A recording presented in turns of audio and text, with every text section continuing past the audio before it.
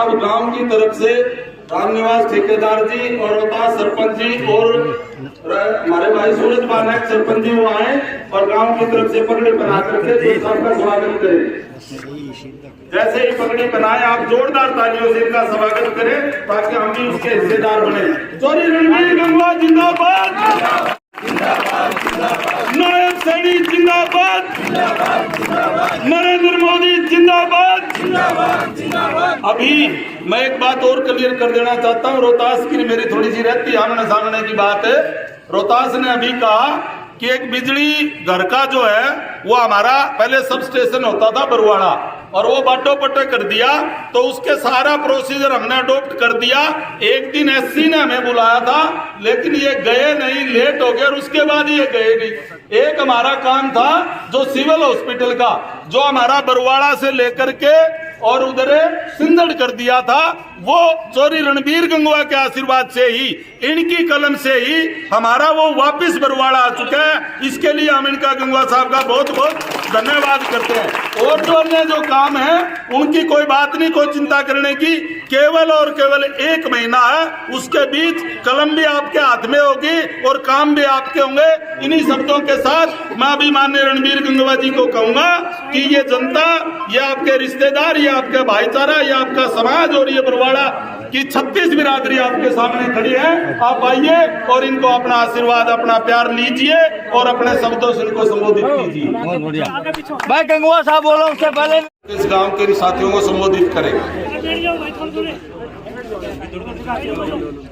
भारत माता की, भारत माता की, वंदे वंदे भारतीय जनता पार्टी, भारतीय जनता पार्टी, नरेंद्र मोदी, नायब सरकार, रणवीर गंगवा, रणवीर गंगवा, थोड़ा और जोश से भाई, रणवीर गंगवा, रणवीर गंगवा। धन्यवाद। आज ढाणी गारण की इस पवित्र धरा पर हम बरवाड़ा विधानसभा के चुनाव के लिए अपील करने के लिए यहाँ पहुँचे। हमारे भारतीय जनता पार्टी के बहुत ही कद्दावर नेता, बहुत ही वरिष्ठ नेता, डिप्टी स्पीकर, हरियाणा सरकार, 2 बार से लगातार विधायक, पूर्व में जिला परिषद के भी लगातार पार्षद रहे, हमारे माननीय श्री रणवीर गंगवा जी यहाँ पहुँचे हैं वोटों की अपील करने के लिए। और मैं सारे गांव इनके साथ पहुँचे, हमारे रणधीर सिंह धीरू जी, हमारे माटी कला के चेयरमैन ईश्वर मालवाल जी, हमारे आईजी साहब दलवीर भारती जी, मुनीष गोयल जी, शमशेर कुणाल जी और सभी ज्येष्ठ श्रेष्ठ कार्यकर्ता यहाँ पहुँचे। और हमारे जो गांव की इतनी विशाल यहाँ पे स्थिति है, ये देखकर ये तो कहना ही पड़ेगा कि ढाणी गारण तो हमारी भारतीय जनता पार्टी के लिए एक तरफा माहौल हो गया है। पहले भी ढाणी गारण से बहुत अच्छा समर्थन लोकसभा चुनाव में भी भारतीय जनता पार्टी को मिला और यहाँ से बहुत अच्छे अंतर से हम विजयी हुए। और मैं अब भी यही उम्मीद करूँगा कि पहले से भी अंतर बढ़ा के यहाँ से हमें जिताना है, ताकि हमारा कोई रुकावट ना आए कमल के फूल को हमारी विधानसभा में पहुँचने के लिए। बरवाड़ा विधानसभा का प्रतिनिधित्व सरकार में रहे, सरकार के अंदर हमारा हिस्सा हमें मिलेगा, क्योंकि पहले भी बहुत वरिष्ठ डिप्टी स्पीकर के पद पे रहे हैं। तो ये तो आपको कोई सोचने की जरूरत नहीं है, सरकार में महत्वपूर्ण स्थान मिलेगा हमें। और हमारे जो रुके हुए काम है, विकास के जो कार्य हैं बरवाड़ा विधानसभा के जो चुनते रहे हैं, वो सभी पूरे होंगे। इसी के साथ मैं आपसे अपील करूंगा कि भारी बहुमत से भारतीय जनता पार्टी को जिताएं, रणवीर गंगवा जी को जिताएं। धन्यवाद। बिना माइक बोलना, माइक नहीं बोलेगा, आप बोलोगे जोर से बोलियो और आज 30 पक्की कर दो, इस काम में 30 पक्की होनी चाहिए, जीतेगा। सारे बोलियो नायब सैनी, नायब सैनी, भाई रणवीर सिंह गंगवा, भाई रणवीर सिंह गंगवा। और भाई एक बात सारे बोलो, सब कह दूं, सारे कह दो, सारे बोलो, सब खुश हो, सारे बोलियो जीतेगा भाई, जीतेगा, जीतेगा भाई, जीतेगा। धन्यवाद। जोरदार तालियां भेजा अपने नेता। भारत माता की जोर से बोलो भाई, थोड़ा दूर तक आवाज जानी चाहिए, पड़ोसी गांव तक तो जानी चाहिए। भारत माता की बहुत ही आदर व सम्मान के लोग आज गांव ढाणी गारण में चौक में यहाँ उपस्थित है। मेरे साथ में आए इस चुनावी सभा में हरियाणा माटी कला बोर्ड के चेयरमैन आदरणीय ईश्वर माधवाल जी, भारतीय जनता पार्टी के वरिष्ठ नेता पूर्व में चेयरमैन आदरणीय रणधीर सिंह देरू जी, पार्टी के वरिष्ठ नेता आदरणीय मनीष गोयल जी, मेरे मित्र और रिटायर्ड आईपीएस आदरणीय डॉक्टर कुलवीर भारती जी, लोक समिति के वाइस चेयरमैन आदरणीय नरेश खड़खड़ी जी, आदरणीय बस्तीराम एक्सियन जी और गांव के सरपंच आदरणीय रोहतास जी, साथ आए प्रवीण जी और बहुत से साथी जो लगातार सुबह से हमारे साथ चल रहे हैं, पार्टी के वरिष्ठ नेतागण, गांव ढाणी गारण के मेरे सम्मानित बुजुर्गों, नौजवान दोस्तों, जहां तक घरों में आवाज जा रही माता शक्ति माताओं और बहनों, पत्रकार एवं छायाकार साथियों, आज आपके बीच में जैसे आपको पता ही है कि आने वाली 5 तारीख को विधानसभा का चुनाव होने जा रहा है और 5 तारीख को जो आप वोट डालोगे ये तय करेगा कि सरकार किसकी बनेगी। साथियों, पिछले 10 वर्षों से भारतीय जनता पार्टी की सरकार प्रदेश के अंदर है। पहले आदरणीय मनोहर लाल जी ने और अब नायब सैनी जी ने 10 सालों में ट्रांसपेरेंसी से सरकार चलाने का काम किया है।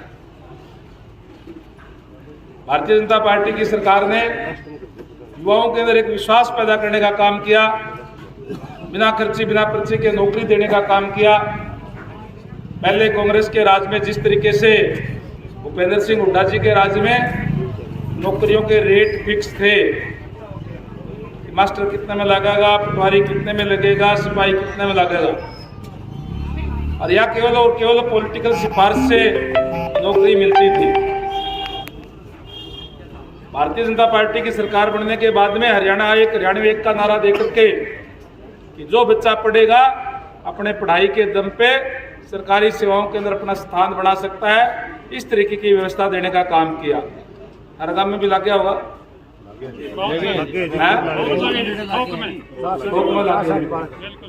आप ये थोक में इसलिए लगे हैं कि बच्चे पढ़ते हैं, अच्छी बात है। जब आप लोगों ने कहा था कि हम इकट्ठे होकर के गए थे पूरे गांव की तरफ से, हर एक बालक दिया था, बोले वो यो ला दे, वो भी कौन ला के, याद होगी, मेरे तो याद है इस चौक की बात है। तो आज आप कह रहे हो अभी थोक में लगे हैं, किसी के गए किसी को पीछे दिए हो, कड़े जाना पड़ा हो, तेल बांधना पड़ा हो, किसी को नोरा काटने पड़े हो। पहले फर्क था, पहले तो अगर पॉलिटिकल सिफारिश से भी लगाते थे तो फिर एहसान जताते थे, रामनिवास जी आपका छोरा लगा दिया और हमने लगा दिया आपका। और अब हम ये कहते हैं कि इन बच्चों ने तो नौकरी हमने दी नहीं, ये इंटेलिजेंट है, ये होशियार बच्चे हैं, इन्होंने नौकरी ली है अपनी शिक्षा के दम पे। ये व्यवस्था देने का काम भारतीय जनता पार्टी ने किया। और खासकर मैं अगर कांग्रेस के समय की बात करूं, भूपेंद्र सिंह हुड्डा जी के राज की, विशेषकर जो SC और BC के लोग थे उनके साथ तो और भी जातियां हुई, क्योंकि जब भी कोई नौकरी निकलती थी सरकारी, तो फिर मान लो 50 नौकरी निकली है तो 15, 20, 25, 30 लेकर के 20-25 तो खाली छोड़ देते थे कि योग्य उम्मीदवार ना मिलने के कारण ये पद रिक्त छोड़े जाते हैं, क्योंकि ना तो पैसा होता था और ना पॉलिटिकल सिफारिश होती थी।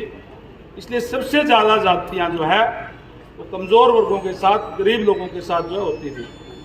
धन्यवाद करूँगा हमारे माननीय मुख्यमंत्री नायब सैनी जी, जिनको केवल 2 महीने का समय मिला है, क्योंकि पहले CM बनते आचार संहिता लगी थी और उसके बाद में लोकसभा के चुनाव हुए। अब 2 ही महीने के अंदर जो अनेक ऐतिहासिक फैसले किए हैं, उसके अंदर जहां बैकवर्ड समाज की जो मांग थी कि क्रीमी लेयर की आय सीमा बढ़ाई जाए, वो बढ़ाने का काम किया। और उसके साथ साथ ये भी कहा कि भाई जो कांग्रेस के राज के अंदर जो नुकसान हुआ था, जो बैकलॉग छोड़ दिया गया था, उसकी भी भरपाई करने का काम करेंगे, बैकलॉग भी पूरा करेंगे, ये घोषणा भी की थी। और ये घोषणा इस चुनाव से पहले ही हो जाना था, लेकिन महीने के पहले लगे आचार-संहिता नहीं तो वह भी हो जाए।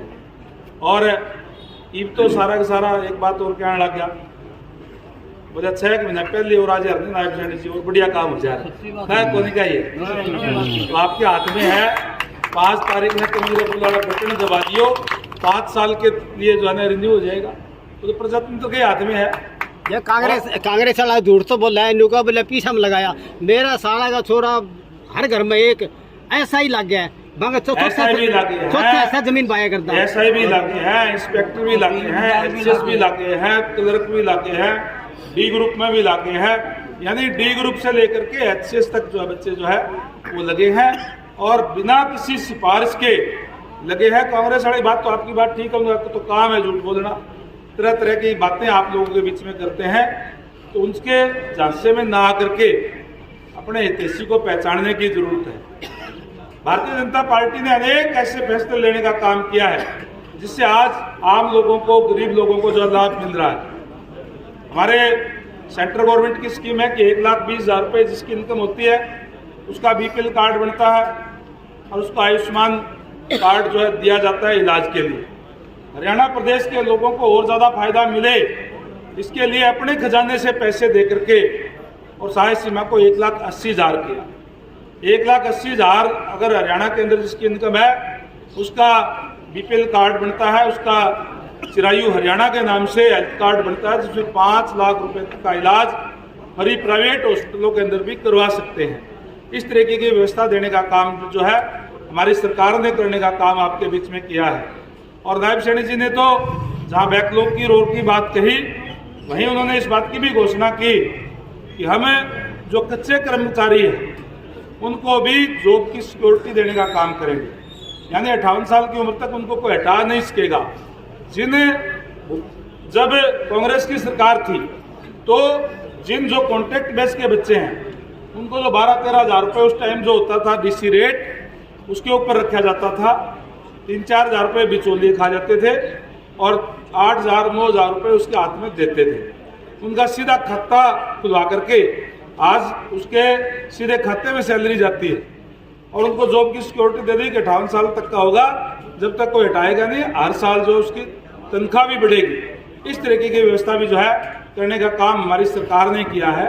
और खासकर जो गरीब लोग हैं, जो जिनके पास सिफारिश नहीं है, जिनके पास पैसा कम है, इन लोगों के लिए तो सबसे बड़ा सम्मान देने का काम हमारी पार्टी ने किया कि कहीं जाने की जरूरत ही नहीं है। जो काम है वो अपने आप होंगे, एक सिस्टम बना दी, एक पॉलिसी बना दी, उस पॉलिसी के तहत काम होंगे, किसी दिन जाने की जरूरत ही नहीं।